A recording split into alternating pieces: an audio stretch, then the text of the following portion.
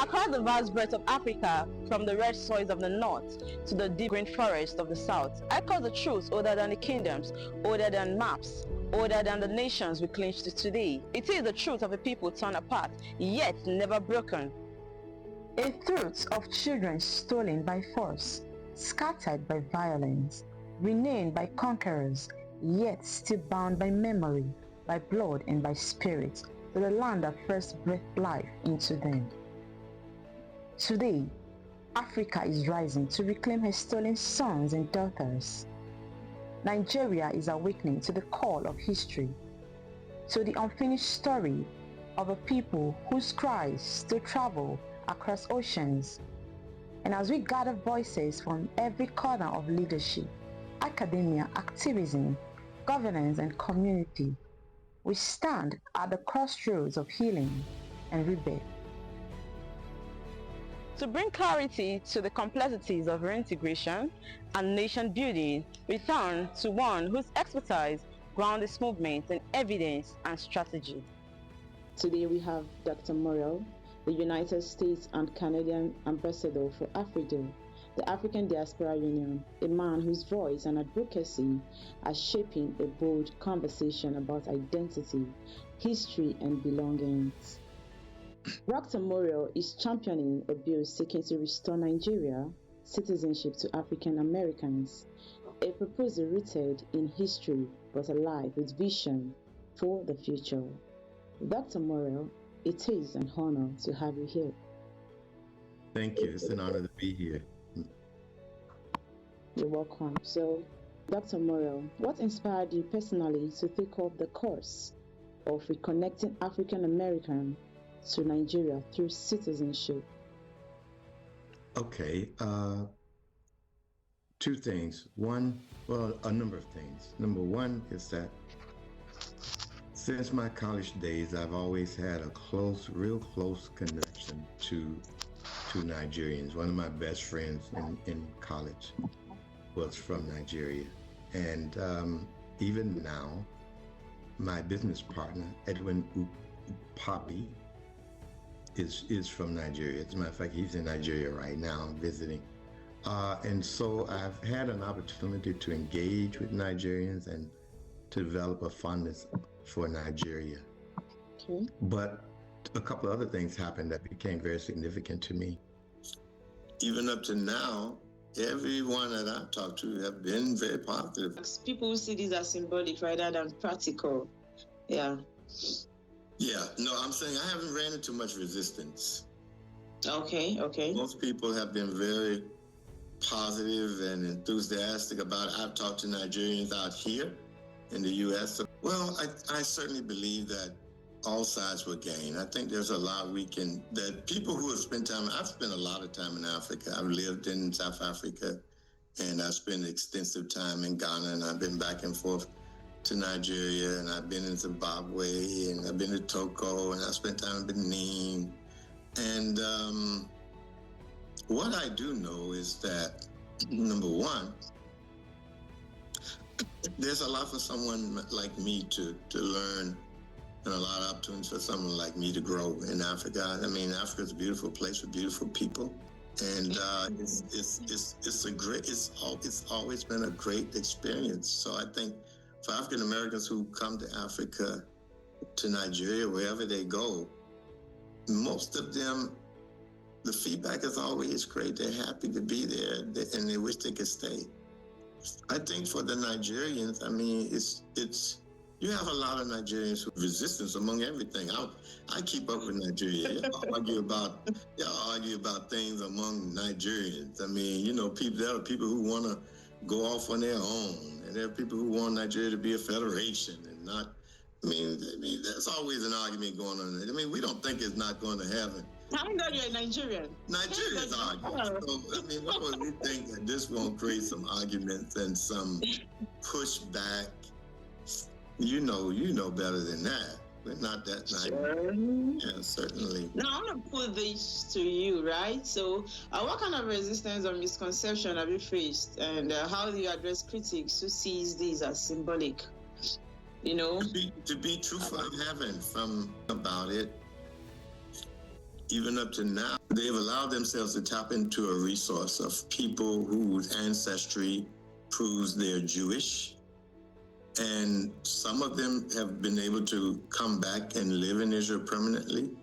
Some of them have dual citizenship, and they are able to spend time in Israel and spend time in the U.S. and go back and forth and do business and etc. And that's been great for the Israeli economy. I think the Israeli economy are those people who have those dual citizenships. People all over the world who are supporting Israel because they know they've allowed themselves to tap into a resource of people whose ancestry proves they're Jewish. And some of them have been able to come back and live in Israel permanently. Some of them have dual citizenship, and they are able to spend time in Israel and spend time in the U.S. and go back and forth and do business and etc. And that's been great for the Israeli economy. I think the big part of the Israeli economy are those people who have those dual citizenships. So I think it can work. Certainly, Ghana has been very open with the law of return, and people are coming. I have some friends there building schools and building farms and building communities. So, I mean, do you want that, or would you prefer that we, join your brothers and sisters who keep leaving Nigeria and turn our backs? Yeah, the goal is to join us, invest here, and create job opportunities. Can I come and join Mary? Can I come and join Mary and do business? Sure, I'm here. You can. In fact, I'm welcoming you anytime, any day. You can come. You know that they celebrate when they leave Nigeria. Yeah. It's like they won a lottery when they gain visas or when they get visas to leave the country. Sure. And we're so hardworking. So nature in human, whereby you want other people to do this thing. You want it, but I don't want to be the person, right, to go forward and make it work. So they want people to do it for them. It's not like they don't want to embrace their country. It's not like we aren't proud of our country. Of course, I am a proud Nigerian. Yes. So they want people like you that are actually at the forefront trying to make this work. And you will see that a lot of people will embrace this, just as we are doing already. Because after this interview, I believe you're going to see the ideas of every other person, their view about this. So you know that you're not alone. You're going to see different views from different people, what they think about what we're doing here today. So that's it. So, and I would like to know, how do you plan to engage African Americans who may feel disconnected or skeptical about returning to their ancestral homelands? Well, if you're disconnected or skeptical, you don't need to go. Because there's enough people who are not skeptical, and there's enough people who are not. I'm not trying to convince the skeptics. Okay. I'm trying to open doors for the people who have the passion. The people who have the passion, who have the vision. I'm not trying to convince the skeptics. There are people who don't want to go, they don't have to go. There are people who don't want to stay in Nigeria, they leave. There are people who don't want to leave America, they can stay. Nobody cares. So you wouldn't want to convince anybody? You don't want anyone to stress you in this? I know it's already stressful. With what you're doing, the work you're putting into this project is already stressful. So you wouldn't want to put it on you to actually be convincing people to see I'm not doing that. No. I'm saying there are people like me who's open, who would want that. And just to give them the opportunity, that's all we're trying to do. Wow, that's cool. Okay, so furthermore, are there examples from other nations that have inspired your approach? Perhaps models like Israel's law of return or Ghana's year of return? Well, I think Israel's law of return has been the most successful. Okay. Because what they have allowed people to do is they've allowed themselves to tap into a resource of people whose ancestry proves they're Jewish. You see this initiative contributing to healing historical wounds and reshaping the global perception of Nigeria and Africa? Well, Nigeria has a reputation, unfortunately. Some good, not outside in the U.S. But I think that very good for Ghana to open their doors. I think it's being very good for other places to open their doors. I think it's being very good for other places to open their doors. The word about people like you, people like you, people like me to come and plant my roots in Nigeria and spread word about how great that experience is. Wow, that's cool. Okay, so lastly, on a personal note, yeah, this one is personal. What would it mean to you, right? To be remembered as the man who helped bring Nigeria's children home. Oh, wow. I mean, I don't know. That's not something I think about. I'm not trying to gain some great reputation. I'm just trying to do a work that I believe in, that I'm passionate about. I'm just trying to reconnect myself to something that I believe my ancestors longed for. I certainly know that when they were carried away from those lands, that they looked back in their hearts, and their hearts were broken to be carried away from people and their culture and their dance and their song. And I think that our ancestors will rejoice to see us place our foot back on that soil, where their spirit still longs to be reconnected to. And so I think about it from that perspective. It doesn't matter whether people remember me as the one who did it or not. Oh, okay, that's cool. So, Dr. Morel, this conversation touches the deepest part of our shared humanity, the longing for home, the right to identity, and the hope of reconnection. Thank you for sharing your insight and passion with us today. And to our viewers, this dialogue reminds us that history may scatter us, but vision and purpose can bring us home.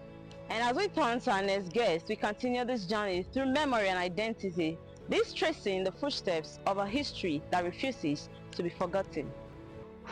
To deepen this conversation, we turn now to someone whose work bridges the past and present through storytelling, preservation, and truth-telling.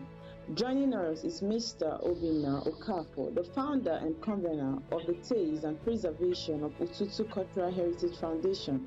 He is a respected cultural historian, community advocate, and one of the leading voices preserving the heritage and memory of the ancient Arachuku civilization, a civilization that played a complex and often misunderstood role in the era of the transatlantic slave trade. Mr. Okafor, you're welcome to this discussion. Yes, good afternoon, our dear convener, Mary. I thank you so much for bringing this interview to our doorstep today. And then we are rightly here to have a talk show with you. I must say thank you. God bless you. You're welcome. Thank you. As someone deeply rooted in preserving the Ututu and Arachuku heritage, how do you approach the uncomfortable truths that parts of the Arachuku Empire were implicated in the transatlantic slave trade? Beyond the colonial narrative, what hidden dimensions or internal complexities of that period do you believe history has not fully told us? Thank you so much for that question. And then we almost acknowledge that the Arachuku Empire's involvement in the transatlantic slave trade is actually a very complex and then an uncomfortable truth.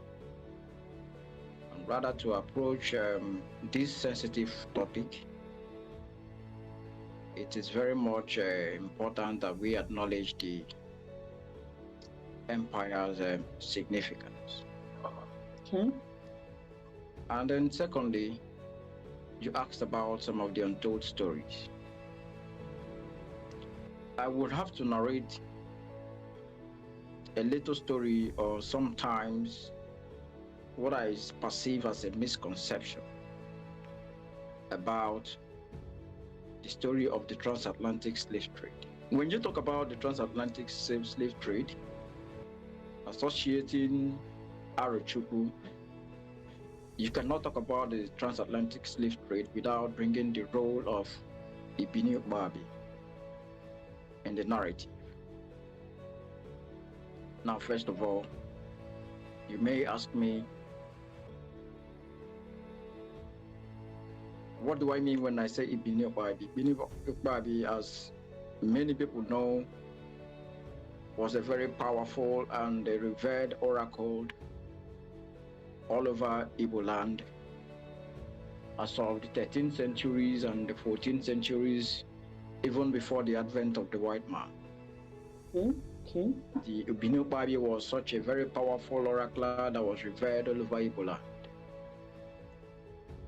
But on the other hand, I think greed and some sort of personal interest or mercantile ideology actually played a very, very heinous role. Yeah. The Ibini Babi Shrine was a sacred institution where the gods' wisdom and guidance were sought by people from far and wide. However, the arrival of the European slave traders, or the Europeans as likely you may call them, around the year 15th century marked the beginning of a dark and a sinister chapter in the history of Ibini Babi. You know, as the transatlantic slave trade gained momentum, some Arrow traders, driven by greed and ambition, saw an opportunity to exploit the revered oracle for their gain. They began to manipulate the sacred traditions of Ibini Babi, using its authority to capture and sell countless Igbo people into slavery. The oracle once a symbol of protection, and justice was now being used to condemn innocent people to a life of bondage, to a life of pain, and to a life of torture. Okay. You know, the Arrow traders would bring individuals to the Ibini Babi Shrine, Okay. laying accusation of different kind of crimes or debt. And the oracle's verdict will be used to justify their enslavement. Okay.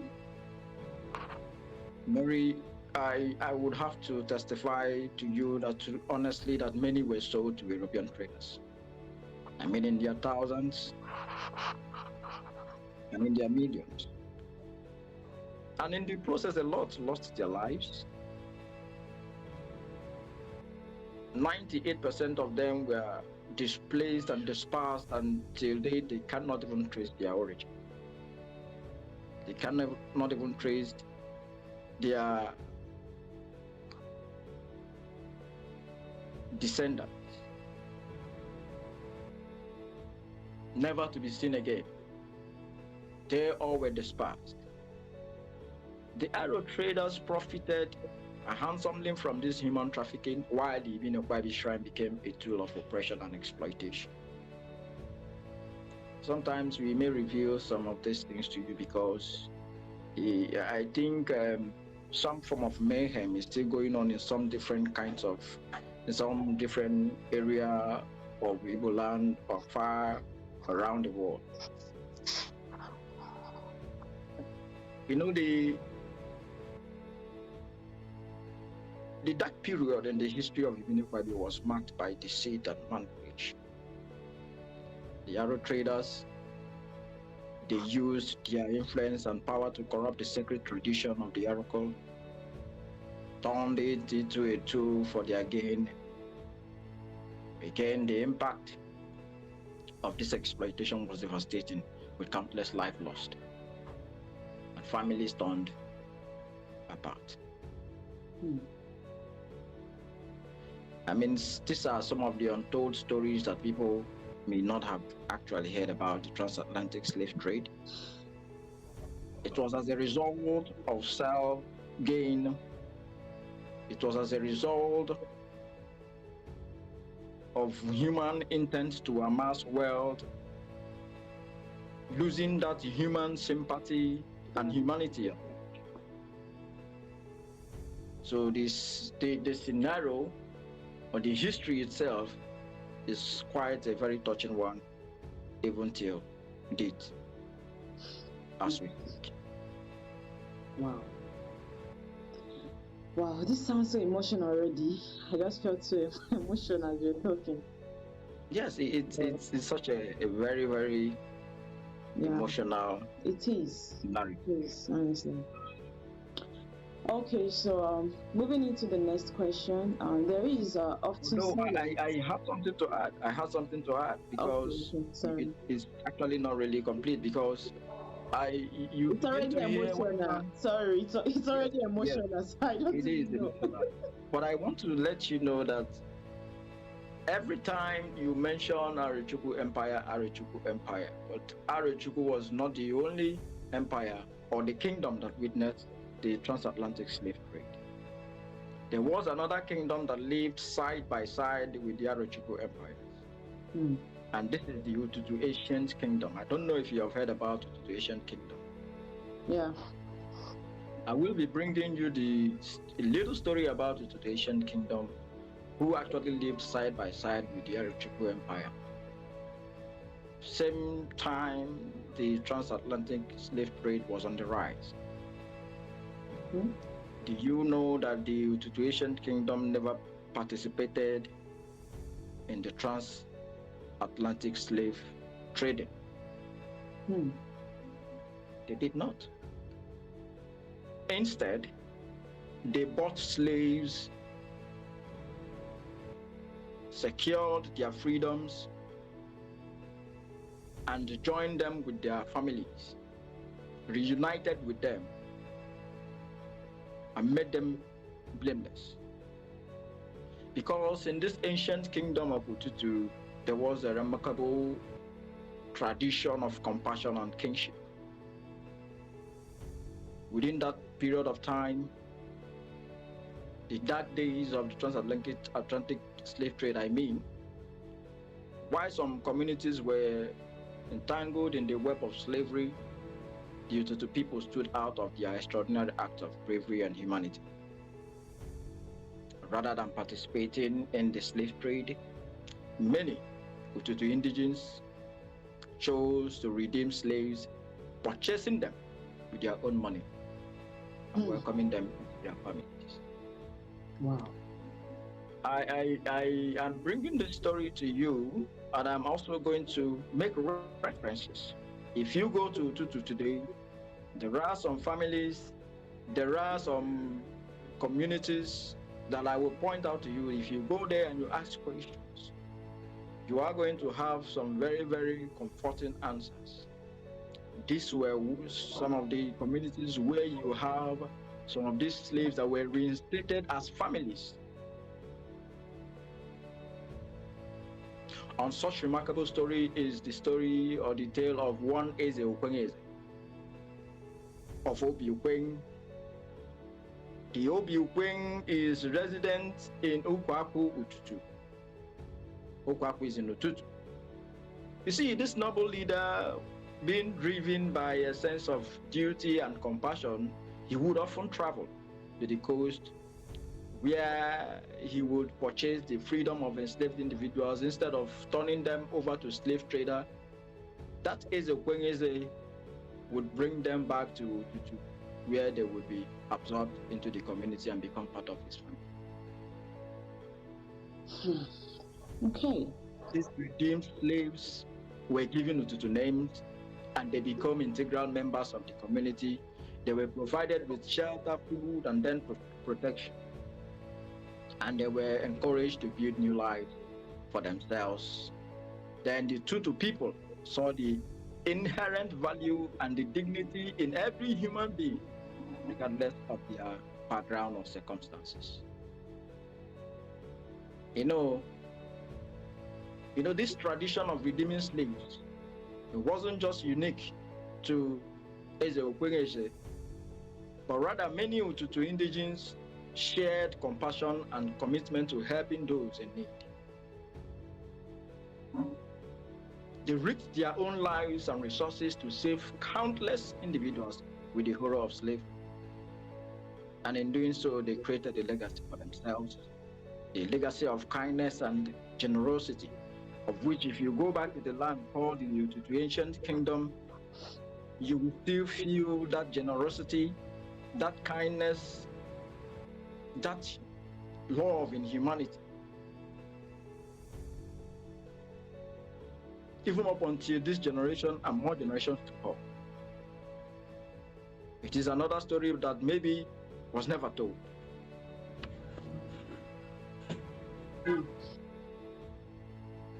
And then there is yet more other stories that maybe you may have not heard. Yeah. Maybe in time, most of these stories will come to you.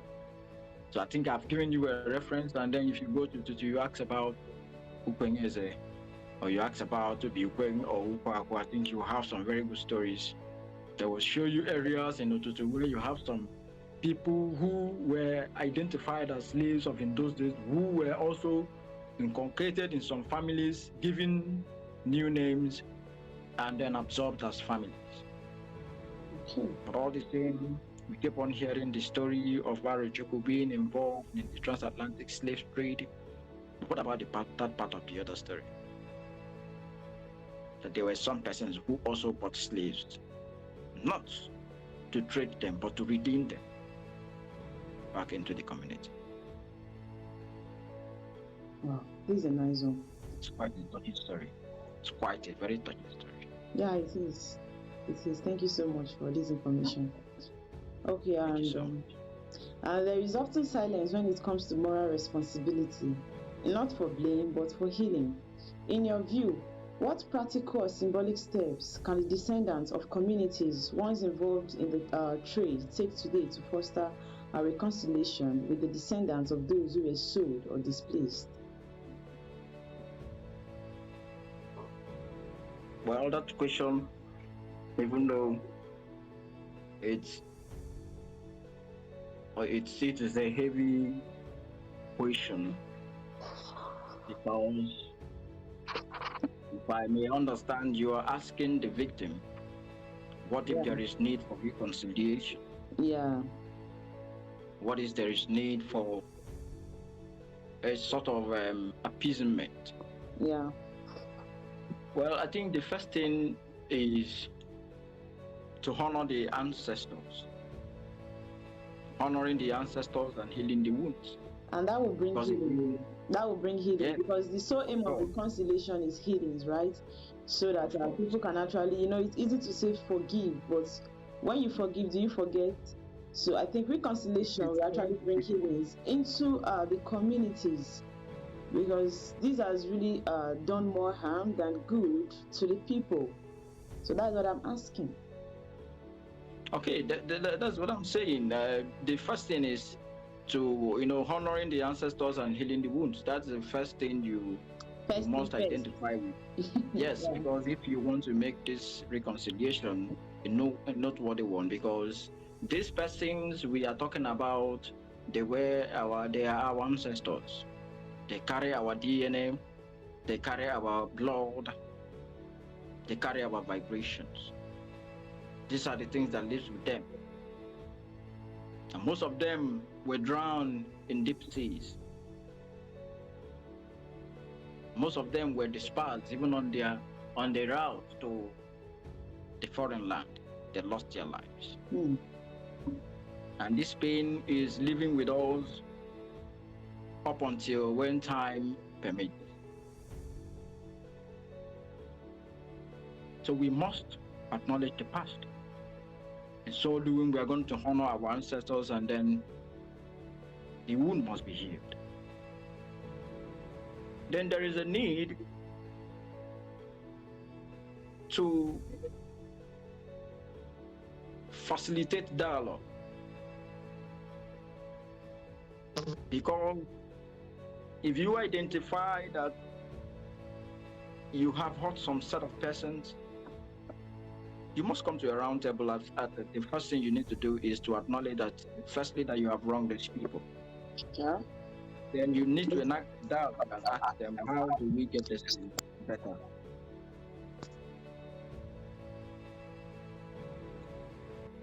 Because between the descendants of the slave traders and the enslaved people, providing a safe space for sharing experiences, apologies, and forgiveness is very, very, very needful.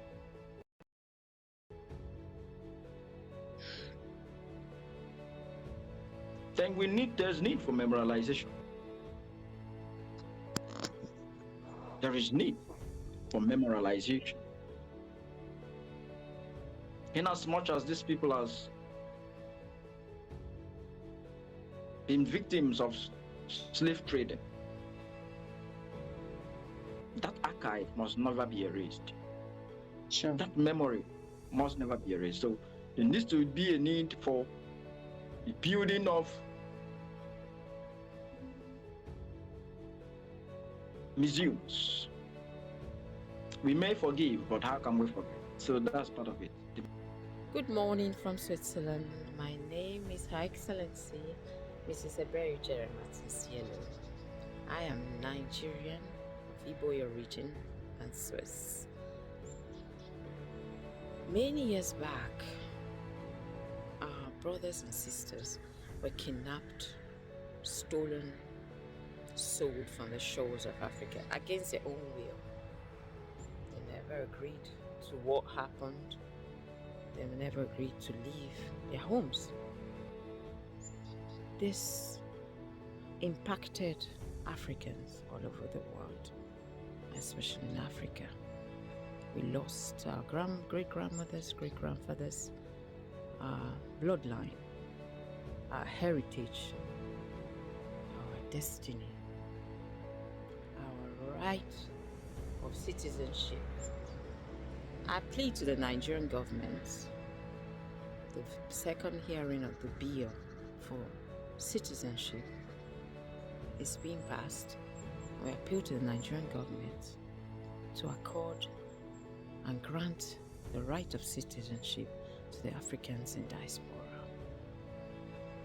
This will enable them to come back home, to restore their dignity. It's not going to be an easy one, because all the pain and hardship it caused for their families cannot be given back to them, but this will be something that will enable them to reconcile with what happened years back. Nigeria, being our giant of Africa, when this bill comes through, will permit millions of Africans in diaspora to come back home, reunite with their land, their heritage, their roots. Plead with the Nigerian government to pass this bill to enable that reparative justice to happen, for them to be able to get lands, do businesses, reunite, be part of us.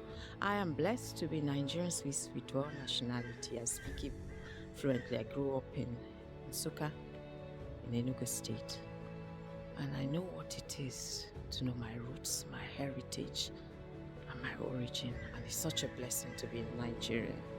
And I go often back home. I have businesses, lands, properties, friends. My best of friends are in Nigerians. So I plead with the Nigerian government to make this happen. May they be able to come back home. May they be able to visit. Having that dual nationality will permit them to come freely back home and do what they want to do, as long as they wish to do that. Nigeria is the giant of Africa. Once Nigeria grants this to Africans in diaspora, other countries will follow suit, and Africa will reunite, and there will be an exodus of people coming back home and making Africa great again. And that is my utmost desire in my time, to see Africa for what it is, the mother nature.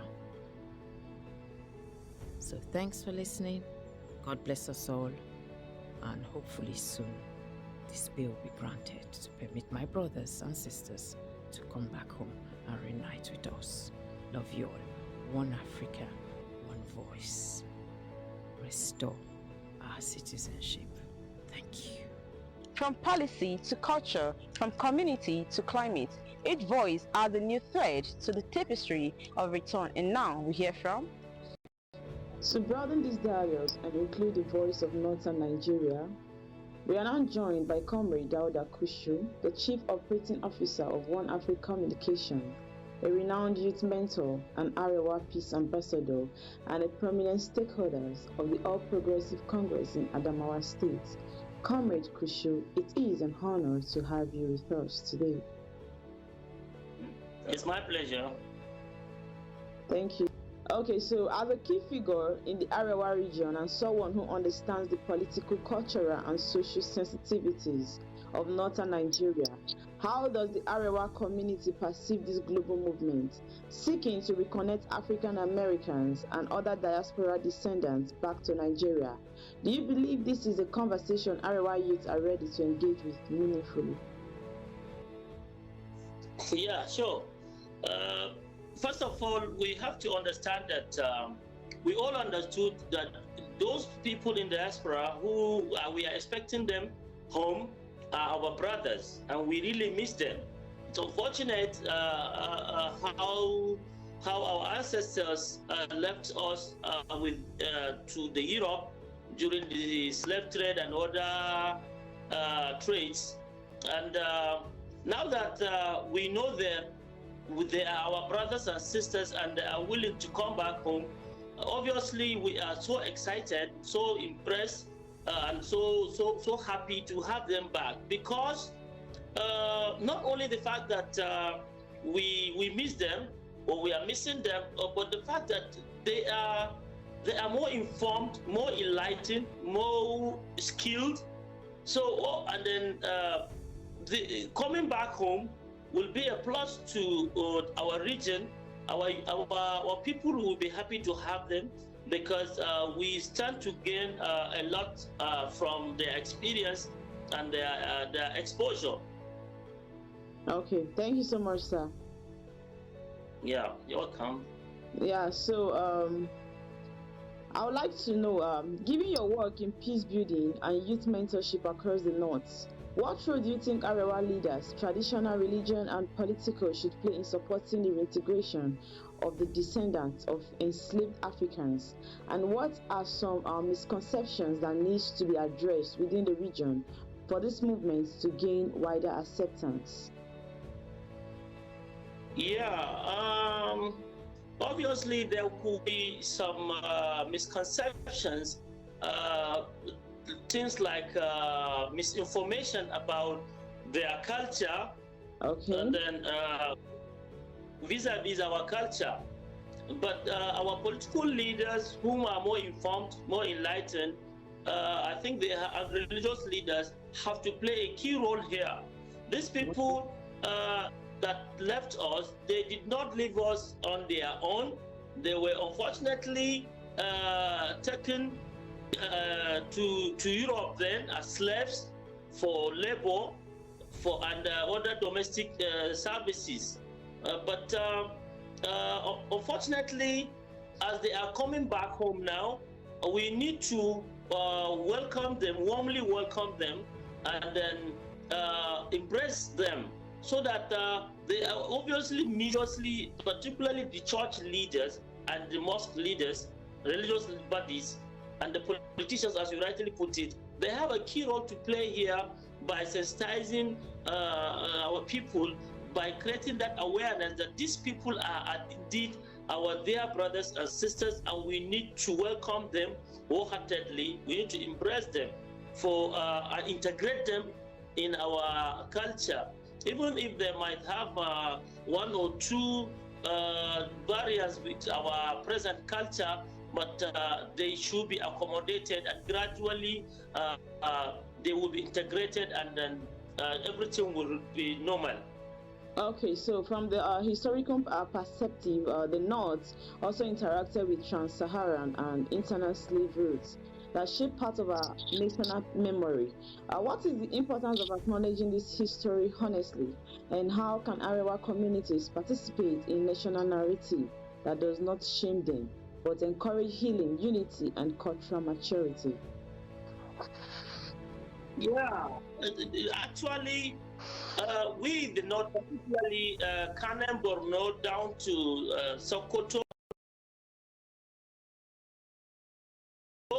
the Kano area, has been the route for the trans-Saharan trade, even before the slave trade, and it has shaped our history. With the northern Nigeria that is so dominated by Islamic religion, it's courtesy of that trans-Saharan trade, because our route was used as the route for coming of the Arabians, and then they used to take people from here through the Canal Borno to Cairo, Egypt, and then Morocco down to the Mediterranean. Okay. So knowing this history is so important, and then because without history you don't even know your origin.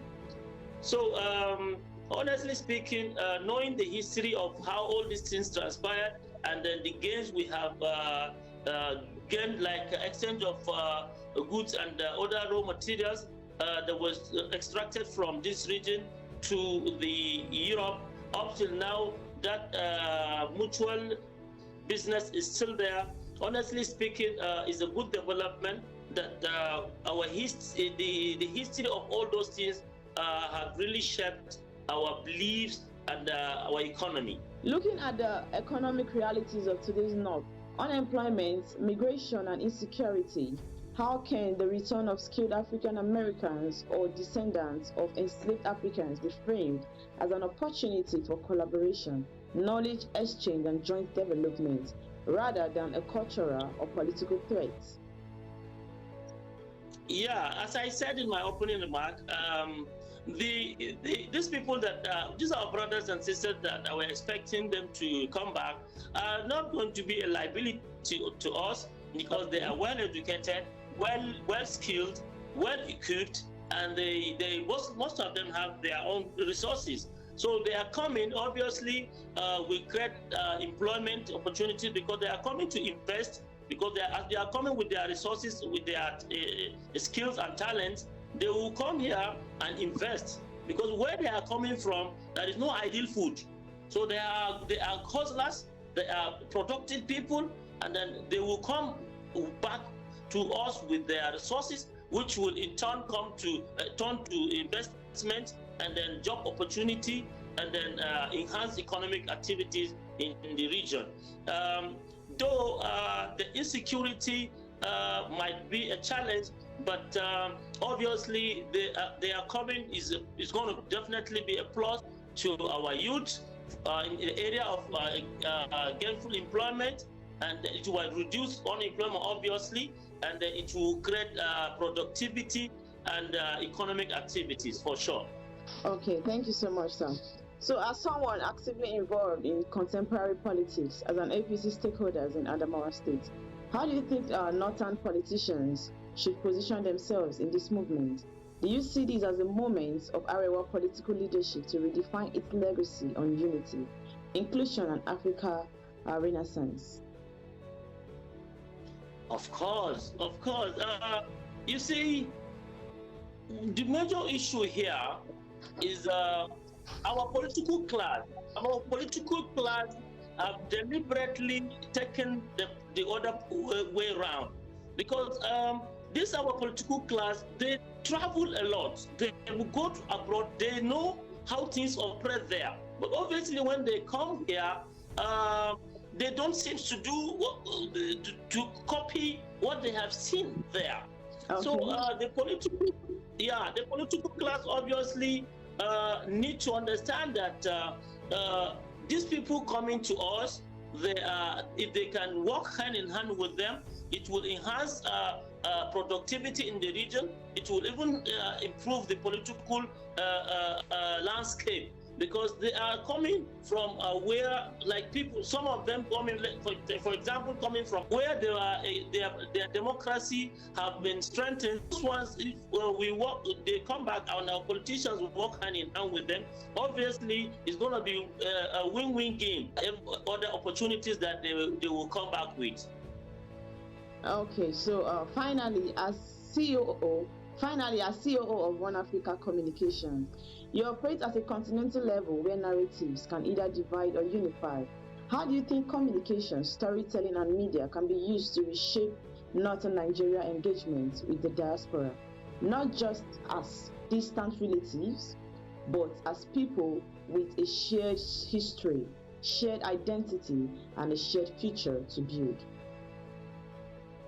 Yeah, you see, one of the negative impact of the Europe influence on us was that when they set up their media, they use the media to protect us as bad continent, as bad people. Now that we are more informed, there is no there is no what would I say now, the domination of the media by them, because we all have our local media and other things. So media will have a major role in shaping the thinking of our people by portraying these people coming with a better perspective, so that our people, they are coming as a plus, not as negative, and then we can use the media to inform, enlighten our people better on how these things should come. And then on integration and unity, obviously, if you don't, they say, tell me, show me your friends, and I will tell you who you are. Obviously, these people coming, if we don't embrace them, if we don't welcome them, it will not speak well of us, and then talk less of them. By the way, they have done nothing. They lose nothing if they remain there, because their parents probably and then their grandparents live there, but they know that their origin is here, and we are their people, and that is why they are coming. So please, I want media to narrate everything positively, and then be correcting the misconceptions and then the negative media about they are coming and such things, so that when they come, we will be able to work together in harmony, and then so that our region can gain positively from their coming. Thank you so much, Comrade Dawood Akushi, for your time. And I think I was actually educated on this. Thank you for the information you've given us. I appreciate it. Thanks for your time. I'm happy. Thank you very much. My pleasure. On the last note, just before we go, I want us to understand that we in the northern Nigeria, we are so educated people, but the media have portrayed, when the media come, you know how the media pick what they want audience to know. The good side of the North is not in the media. Let's just imagine if we say we have people like Aliko Dangote from the North, Boa from the North, and then all these negative biases is still about the North. But they don't. We have Jelani Aliyu, who the one that taught car invention in America. He's from Sokoto. They are all Northerners. Look at Amina El Zubair in the United Nations. These are all Northerners.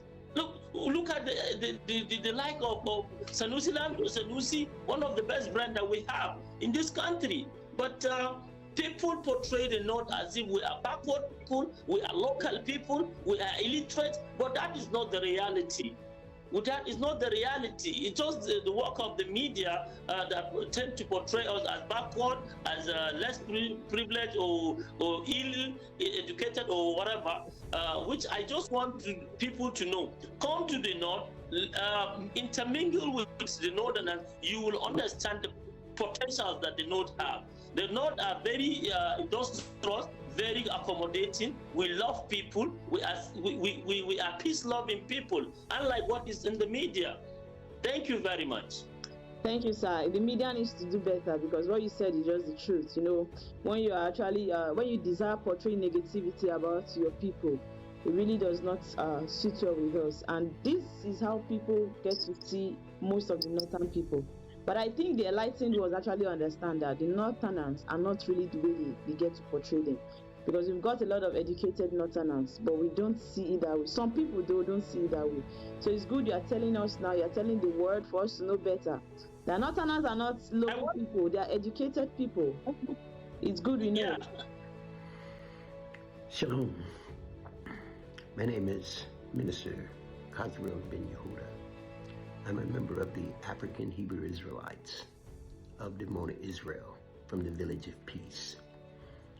And this evening I'm speaking on behalf of AfroDu, the African Diaspora Union, under the directorship of our beloved brother and dear friend, Archbishop Ubu. And this brief message is a passionate appeal, personal appeal, regarding the hundreds of millions of Africans who were forcefully kidnapped from the shores of Africa and transported into the Western Hemisphere, into the transatlantic enslavement system.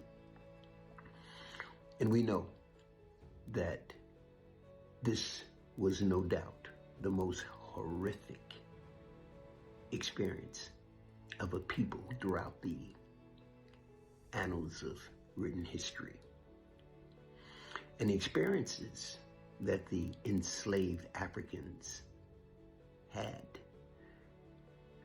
there's no words to explain how human beings can be reduced to chattel, reduced to property, where they were stripped of the most sacred gift that God has given all human beings, and it was their human dignity. And so no other people in the history of the world has been reduced to that. And today, the great people of Nigeria and the Nigerian government, you have the opportunity to take the walk that can change the world. And that is to use the authority you have to pass the bill that would allow African diaspora, historical African diaspora, the opportunity to repatriate back to where they believe their ancestral roots are. Remember, the kidnapped Africans never relinquished their birthright, and they never renounced or surrendered their citizenship. And in their hearts and souls, they still remained Africans. You know, I remember hearing the great Malcolm X once say that just because a cat, a little cat, can have kittens in an oven, it doesn't make the kittens biscuits.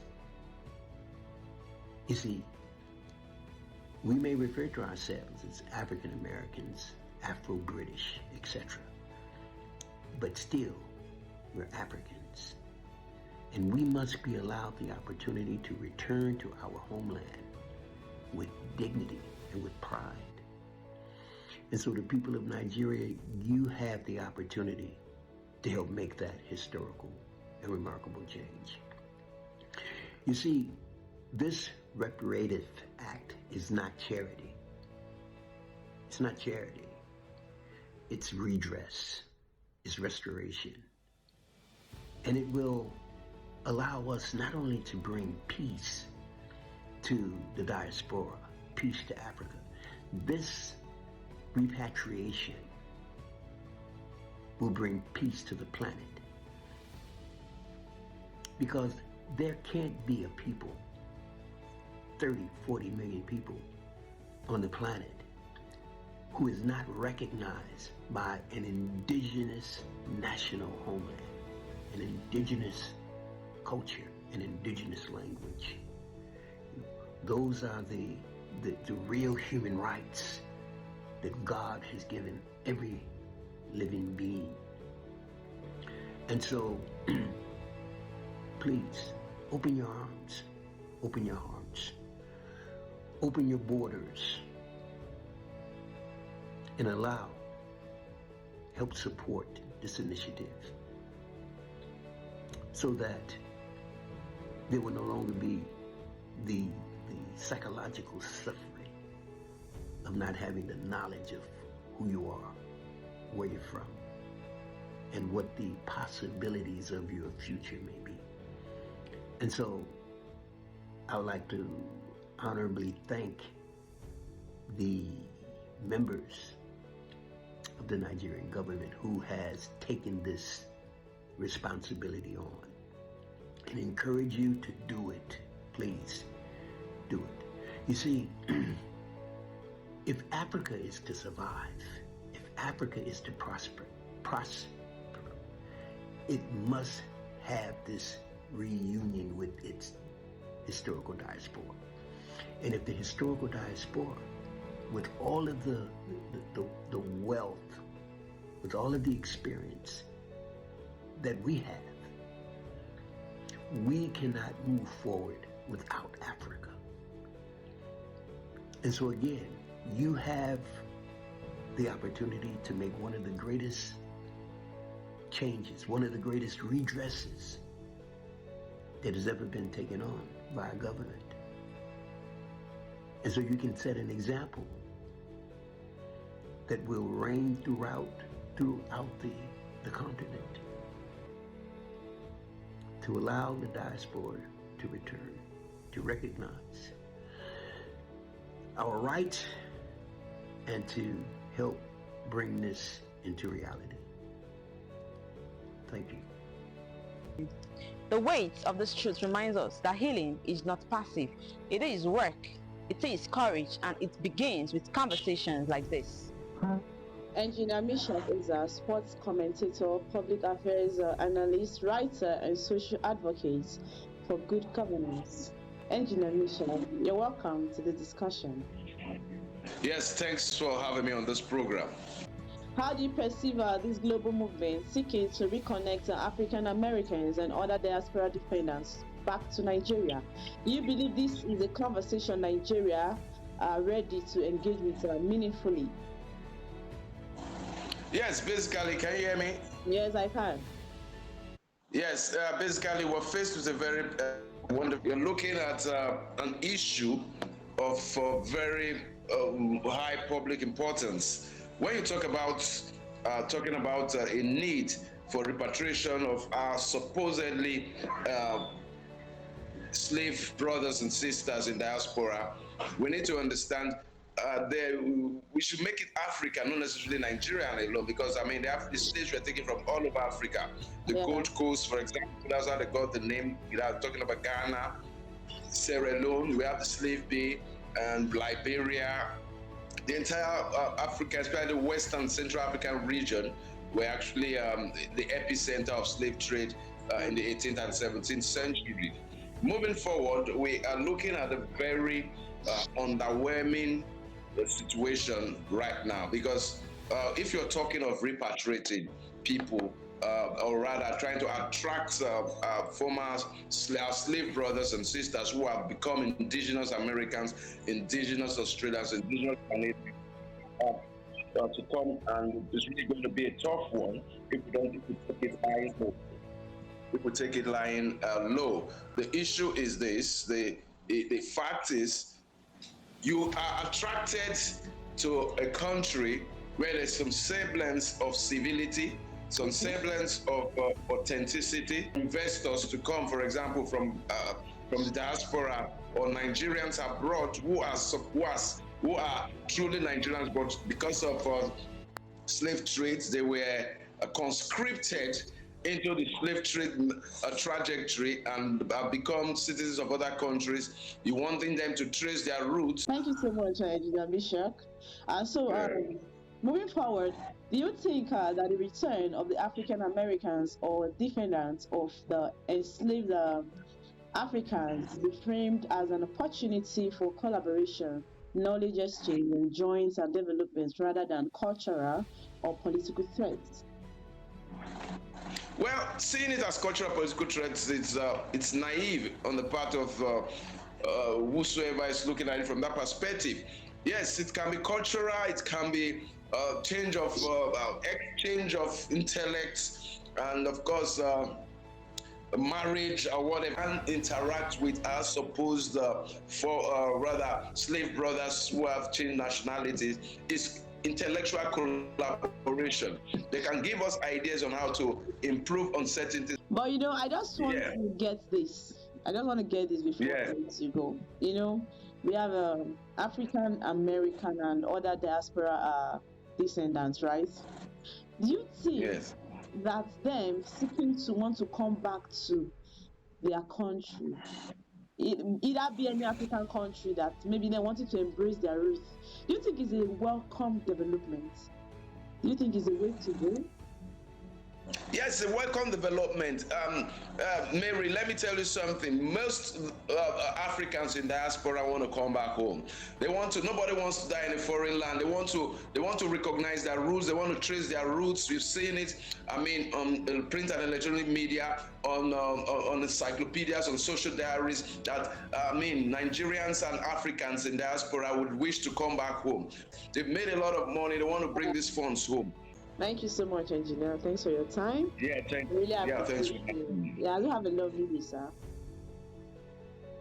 And brothers and sisters in Nigeria, I stand before you today as an African descendant from Jamaica. Though I cannot name the exact tribe of my ancestors, I do know without a doubt that my roots are here in Africa. In the rhythm of the songs, in the wisdom of our proverbs, and even in the very words we speak in the Caribbean. Echoes of Yoruba, Igbo, Hausa, and many other Nigerian tongues still live. These fragments of language and culture are proof that Africa was never erased from us. But let me be clear, we did not leave this land by choice. Our ancestors were trafficked, stolen, sold, and scattered across oceans through chains, violence, and greed. Their names were changed, their tongues silenced, their traditions suppressed. But their essence endured. That essence lives on in me and in millions across the diaspora. When some say we are Nigerians sold into slavery, we speak not only of the past, we speak of the present.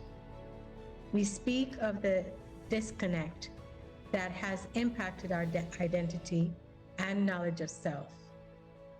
We implore Nigeria to recognize her stolen children scattered around the world.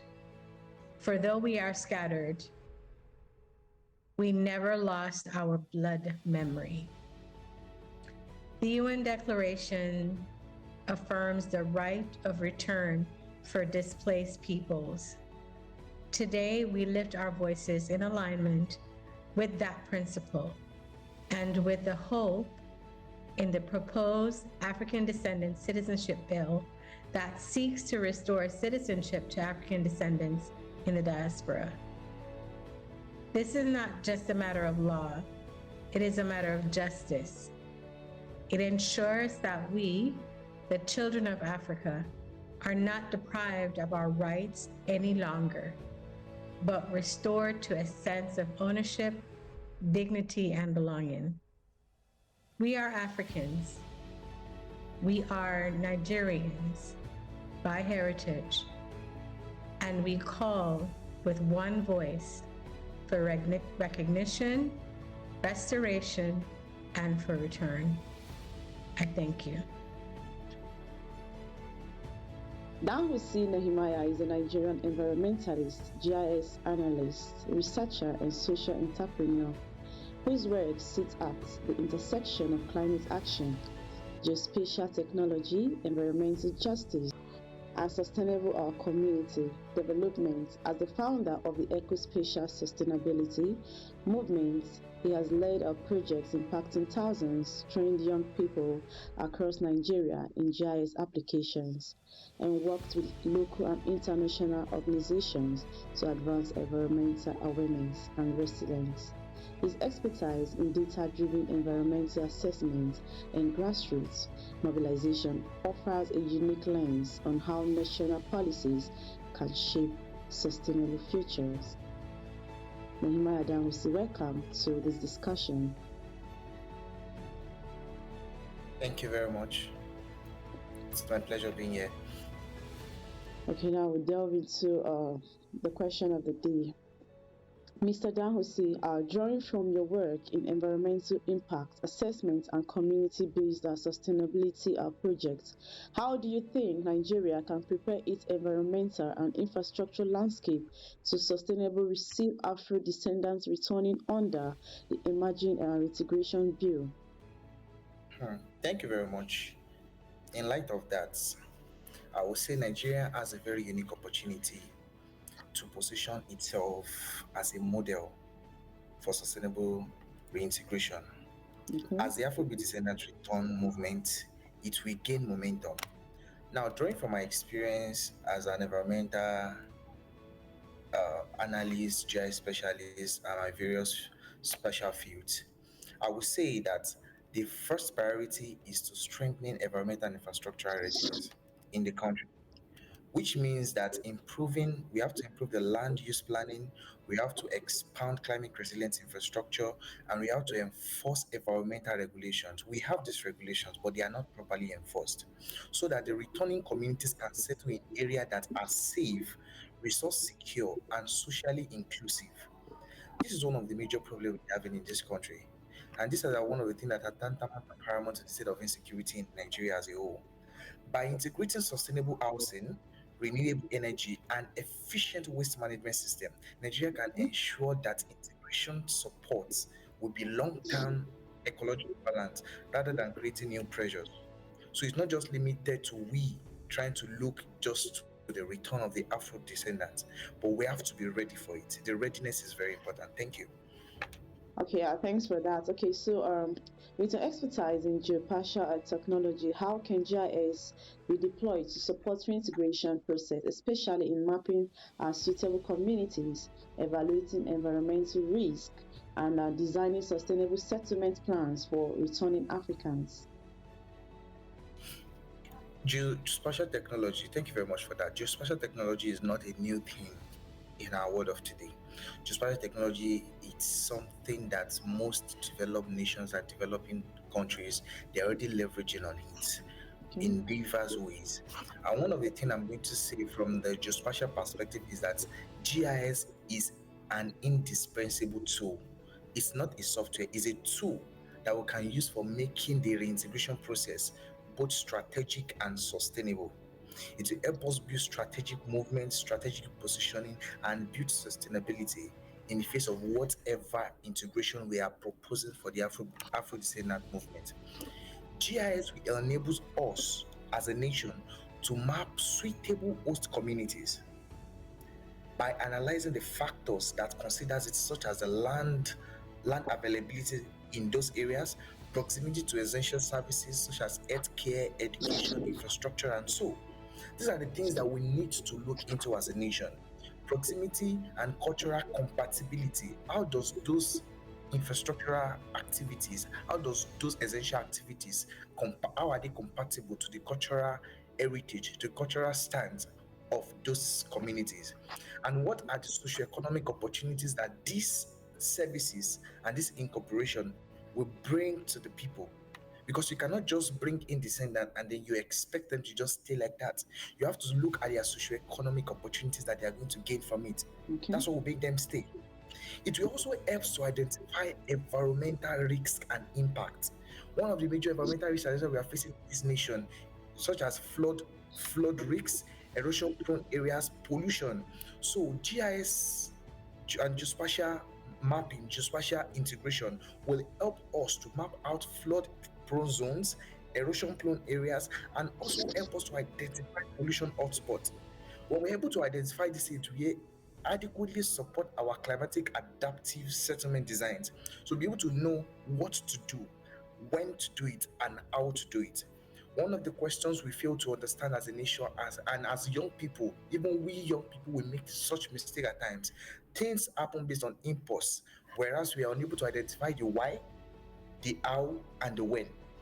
All these W questions, all these three W questions, all these W questions are one thing we should be able to draft answers to before we take any steps or procedures in anything we want to do. Another thing I'll make you understand is that with GIS driven modeling policymakers, it can make data backed decisions so that where and how to develop new settlements. We don't just go to a place and just develop settlement and have people in those areas. No, we have to look at the prolonged issues on in that area, how to address them, and what are the possible things that might resonate from that area, and address them from the inception before people settle there and we're having issue later on. And definitely to also optimize when we are doing all these things. One thing geospatial technology helps us understand is that it optimizes our infrastructure. Exactly, it optimizes our infrastructure. It helps us plan our community services well, and also enhance the quality of lives of people that are returning to this settlement. I don't know if you understand what I'm saying. Yeah, I do. Thank you very much. Thank you so much, Mr. Nehemiah Dahussi. Okay, so you mobilized youth and our communities across Nigeria for climate action and environmental justice. In your view, how can the return of Afro descendants be aligned with our broader African sustainability vision, turning our historical trauma into an opportunity for green innovation, shared environmental responsibility, and long term development?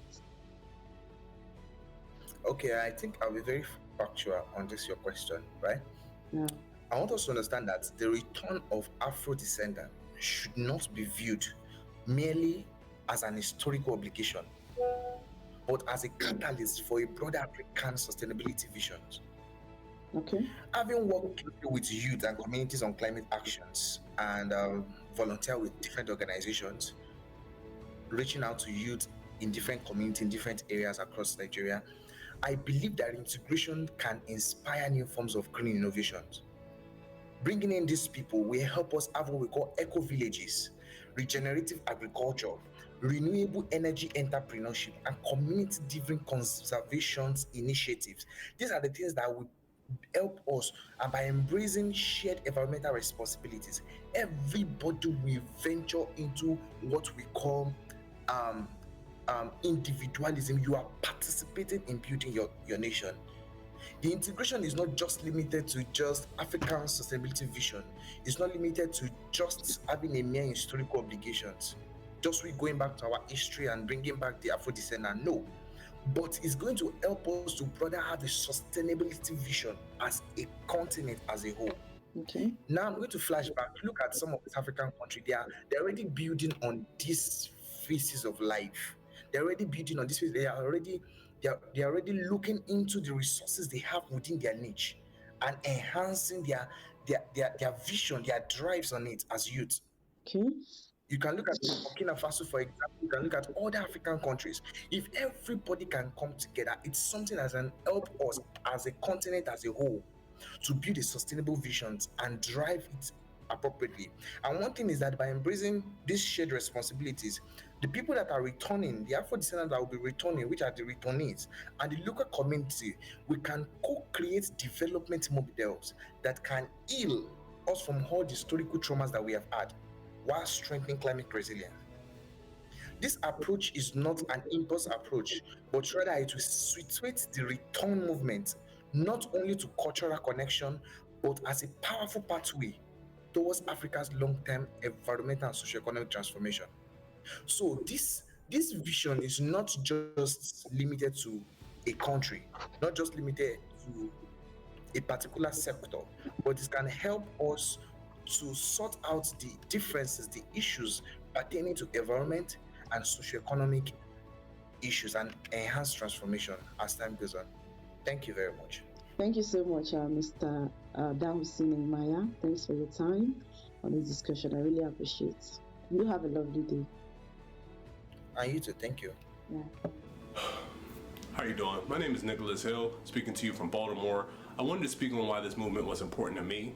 I'm half African American, half Jamaican. I got my Jamaican citizenship because my roots are very important to me, and I feel this is just an extension of that through DNA testing, family history. I've tracked my roots back to the Yoruba people in Nigeria and the Fulbe people in Nigeria. So Nigeria just makes sense there because that's where my genetics come from. That's where my ancestry is from.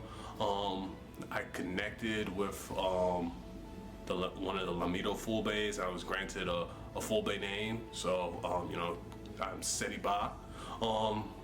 That's pretty cool. I would love to be able to go there and go to the Hausa part of the country and go see the people and experience that culture.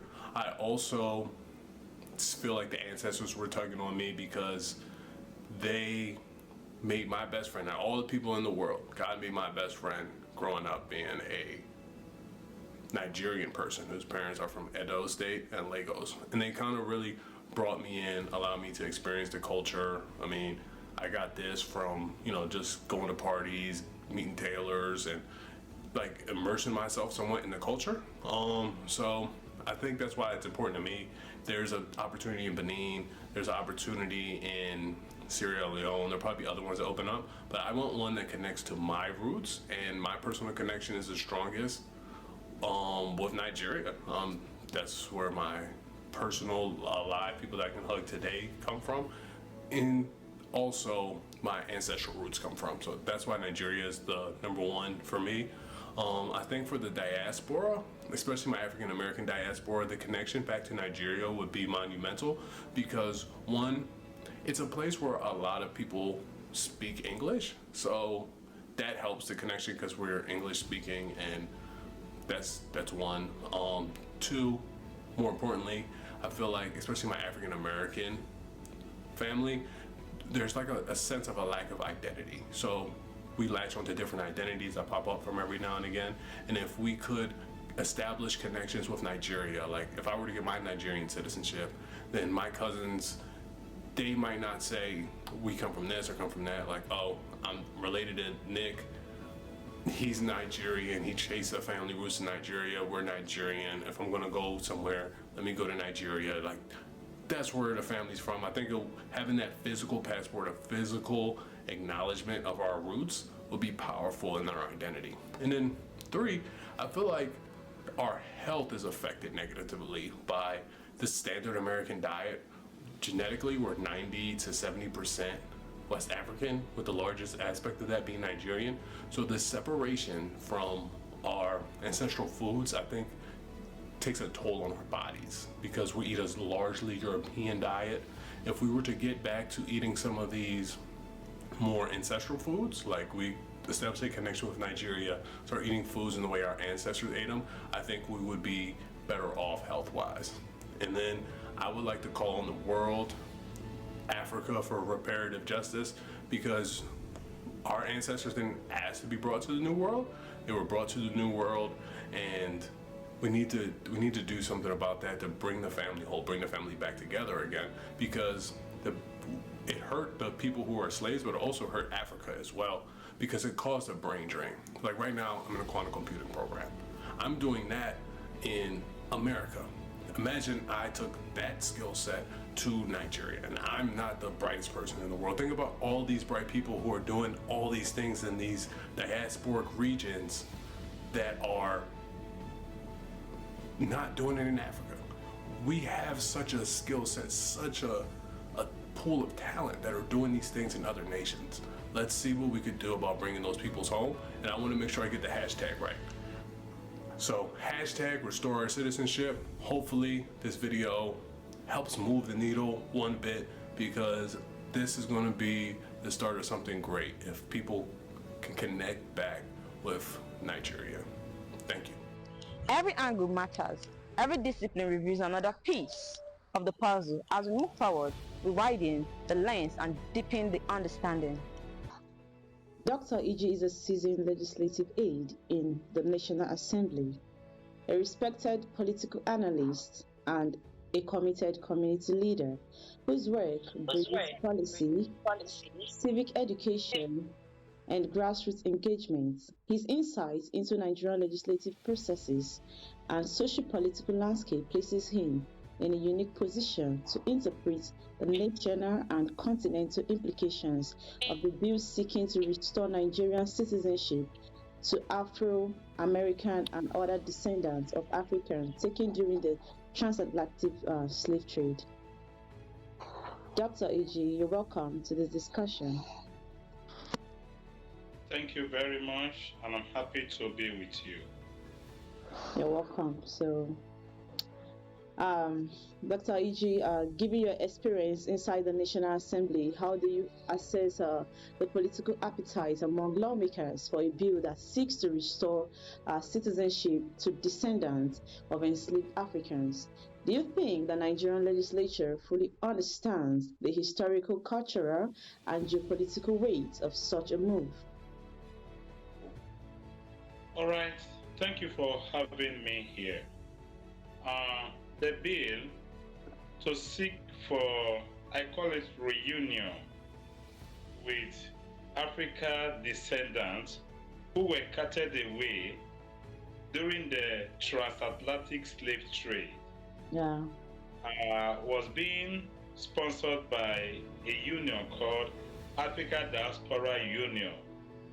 Recently, they were at the National Assembly where they presented a draft, not the bill, a draft of the bill to Senator Ned Nwoko, who in turn will work on it and then present it to the Senate. Now, this is not the first time you have an arrangement like this.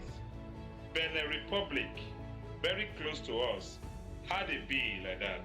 And what the bill in Benin Republic seeks for is for African people there in Benin to reunite with their brothers in the United States of Africa, reunite with their sisters, in the United States of America, not Africa, Okay, so now Benin had it.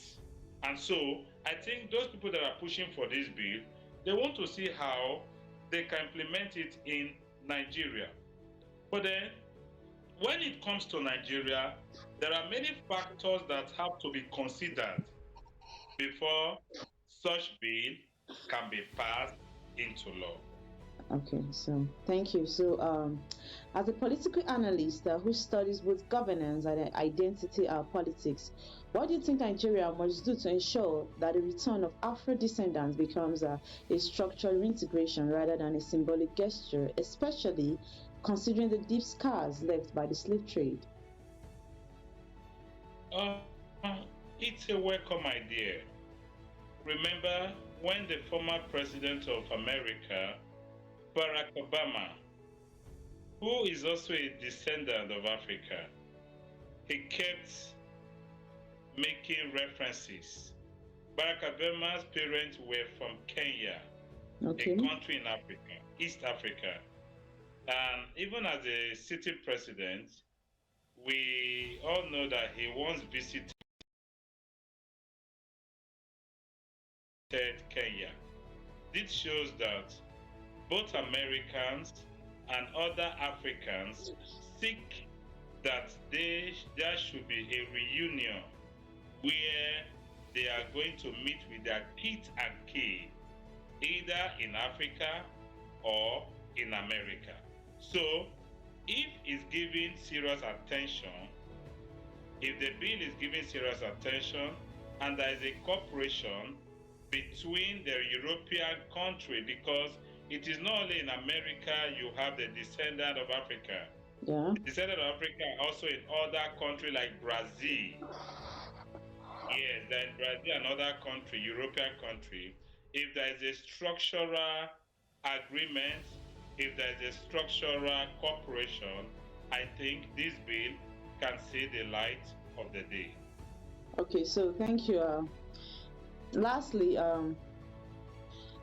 from your work as a community leader, how do you think our local Nigerian communities can be prepared socially, economically, and culturally to welcome descendants of enslaved Africans? And how can this reconnection be turned into a transformative gain for Nigeria and Africa at large rather than a source of tension or misunderstanding? Yeah, thank you so much for this question. This question is a very important one.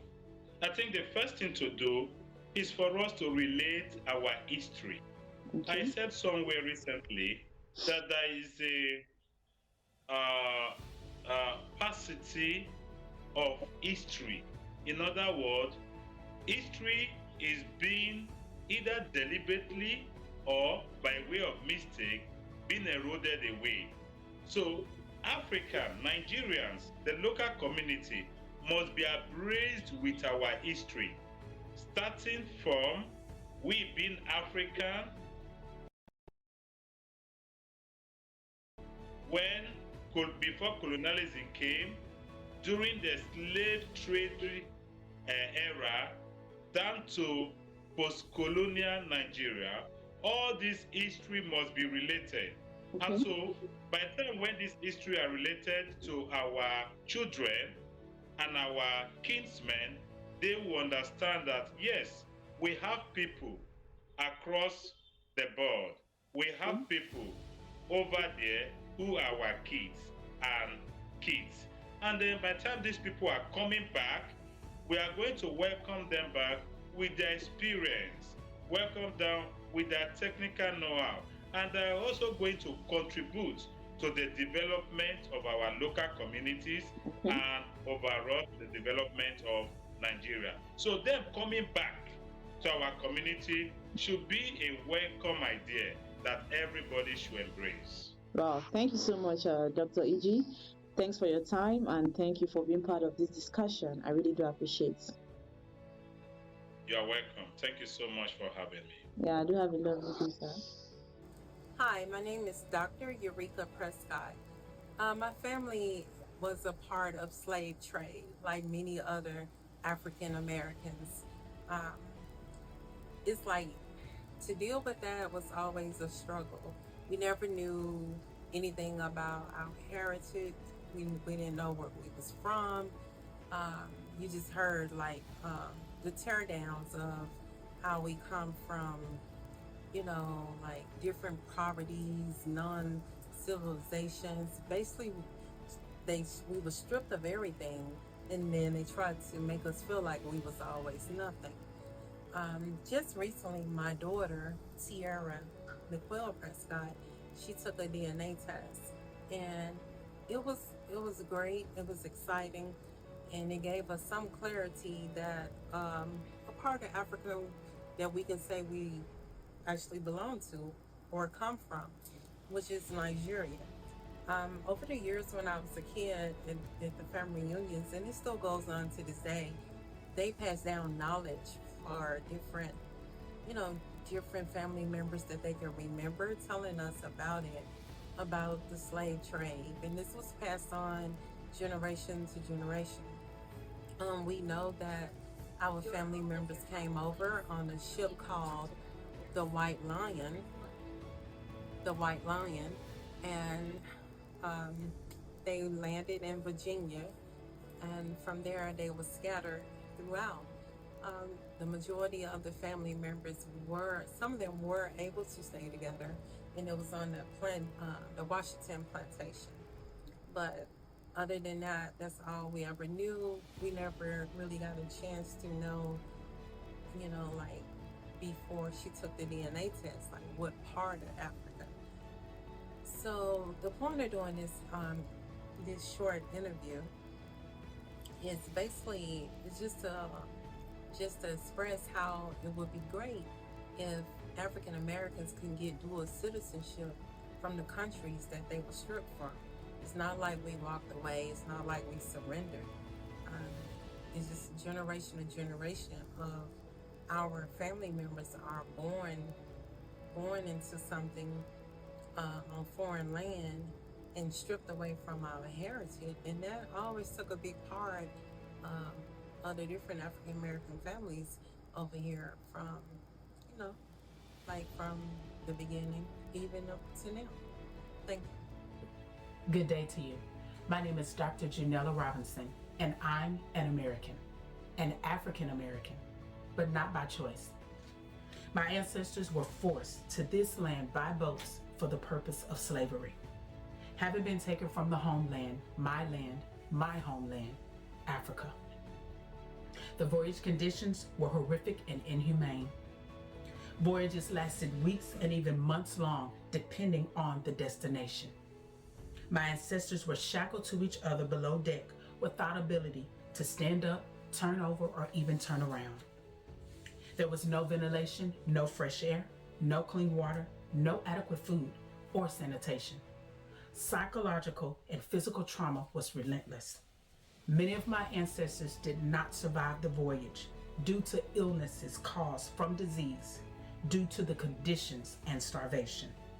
Upon arriving to their destination, my ancestors endured a lifetime of unprecedented abuse. This should not have been our portion, my portion.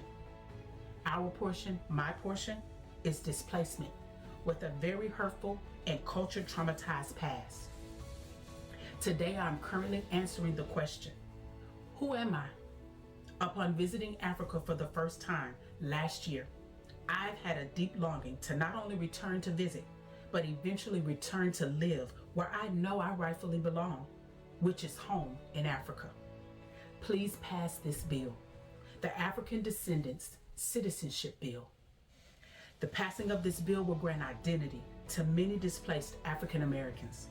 The passing of this bill will grant a portion of historical justice that's needed for all displaced African Americans.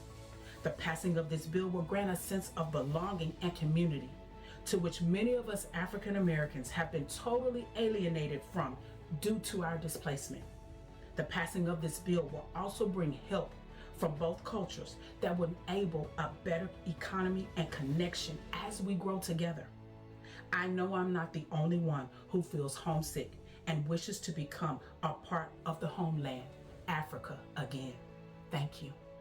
Good afternoon, everybody, and welcome to this time. I am Professor Joan Wewu, Professor of Agriculture, Extension and Rural Development in Imo State University, Owerri, Nigeria. I am so happy to be part of this movement, and I want to join my voice to that of other Africans, other AFRIDU members who are scattered all over the world to passionately appeal to our government to look into this bill of the rights to come back home. That is the right of Africans coming back home. Please, I want to say something. I am directly or indirectly affected by this same issue. My father-in-law happens to be an only son, unquote. Not by bad, but just by circumstances. According to him, he said they are we are seven in number, and then unfortunately the other six were forcefully taken away into slavery. My father-in-law was 98 years when he died. That was about 2 years ago. He never forgot it for one day. Each time you come near him, he will always lament and say that, I wish my brothers are around. I wish I can see them. I wish I can hear their voice again. I wish they can come back one day and say they are back to me.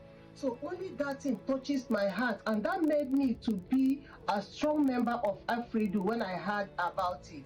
And I happen to be also one of the authors of the African 12 Disciples, which we launched last time.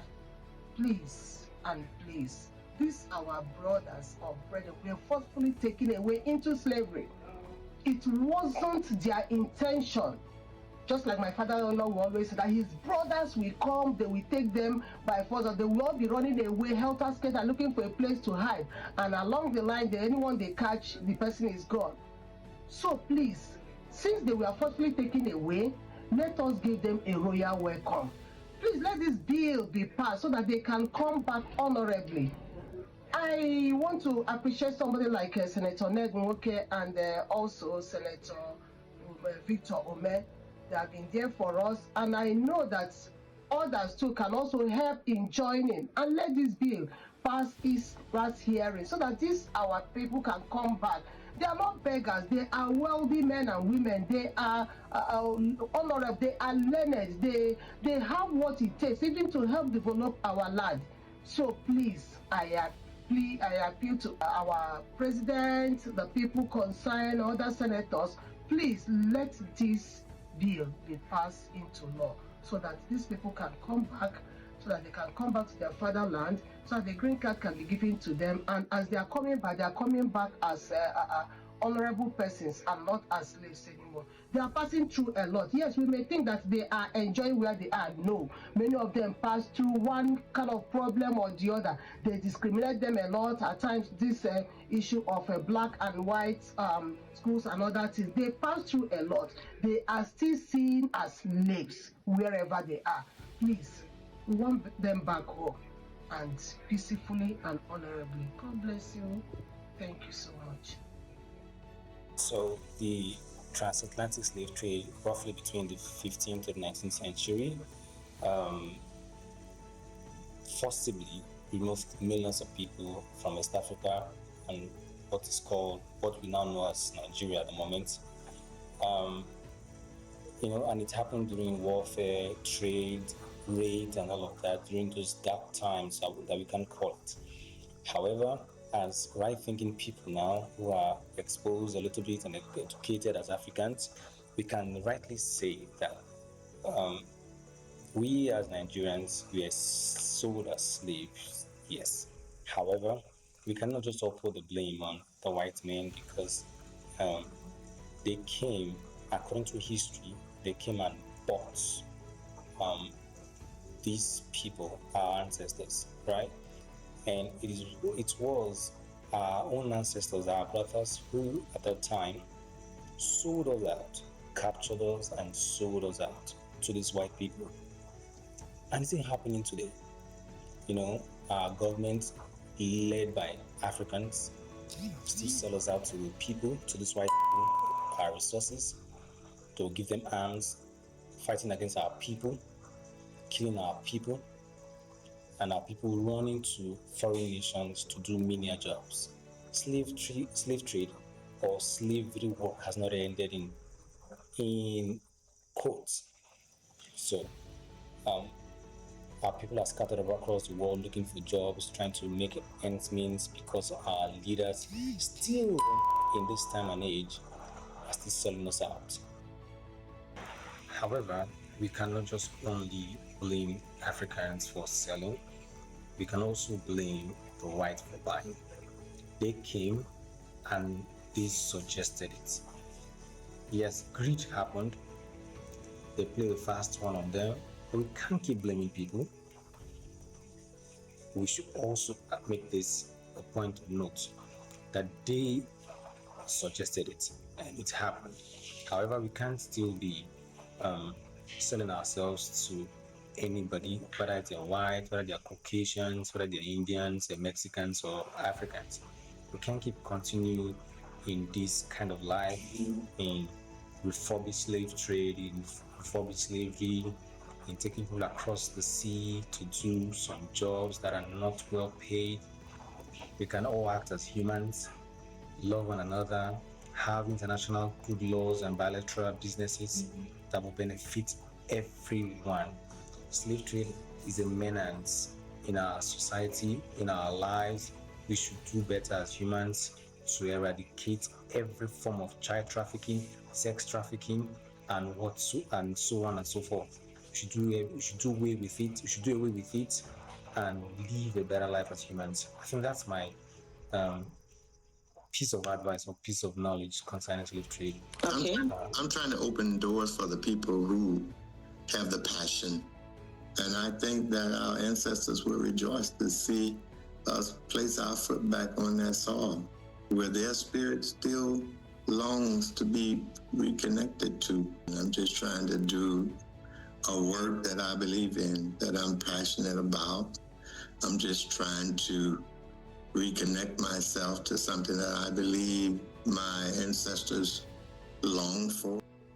As the sun sets on this conversation, what rises is far greater than words. It is a remembering of who we were before the ships came, before the chains, before the world tried to erase the rhythm of our names, our drums, our destiny. From every voice we heard today, scholars, analysts, activists, environmentalists, community leaders, one truth stands unshaken. Africa is not merely a place. Africa is a people. And no matter where her children were scattered, the bond remains unbroken. This movement is not about passport alone. It is about restoring dignity. It is not about history alone. It is about healing the living. It is not about the past. It is about rewriting the future. This is our story. This is our time. This is the Great Return. Special thanks to Dr. Morel for their contributions on this project.